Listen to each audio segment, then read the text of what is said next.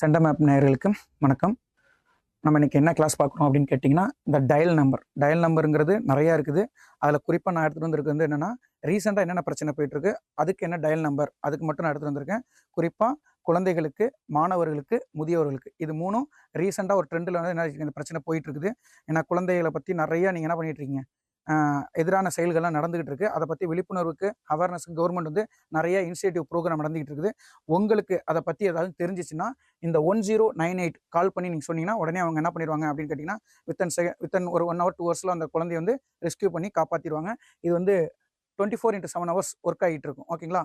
1098. அடுத்து நம்ம பார்க்க போகிறது என்னன்னா, மாணவர்களுக்கான தேர்வு உதவி எண் அப்படின்னு கேட்டிருக்காங்க. இது எதுக்குன்னா, இந்த 10th 12th மாணவர்கள் வந்து தோல்வியடைந்த மாணவர்கள் வந்து மனம் தராமல் அடுத்த லெவலுக்கு போகிறதுக்காண்டி அவங்க அந்த சூசைட்லாம் பண்ணிக்கிறத அவாய்ட் பண்ணணும் அப்படிங்கிற தன்னம்பிக்கை கொடுக்கறதுக்காண்டியும் இந்த டோல் ஃப்ரீ நம்பர் கொடுத்துருக்காங்க.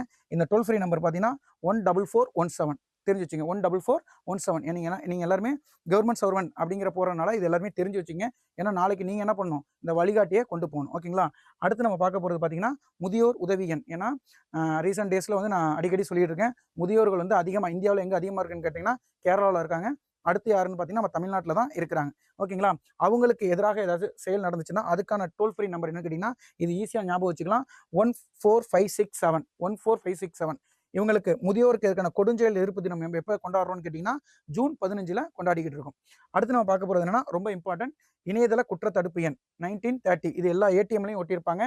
ஏன்னா ரீசெண்டில் கூட ஒரு எக்ஸாமில் கேட்டுட்டாங்க. 1930ங்கிறது இணையதள குற்ற தடுப்பு எண். ஏதாச்சும் நீங்கள் சைபர் கிரைம் ஏதாச்சும் மணி ஏதாச்சும் எடுத்துட்டாங்க, சைபர் கிரைம் மூலமாக ஏதாச்சும் எடுத்துட்டாங்க, சாரி உங்களை அறியாமல் நெட் பேங்கிங் மூலமாக ஏதோ ஹேக் பண்ணி எடுத்துட்டாங்கன்னா இந்த டோல் ஃப்ரீ நம்பர் கால் பண்ணி சொன்னீங்கன்னா அவங்க அதுக்கான கம்ப்ளைண்ட் ரைஸ் பண்ணி அதுக்கான உங்களுக்கான கைடை கொடுப்பாங்க. ஓகேங்களா? தேங்க்யூ.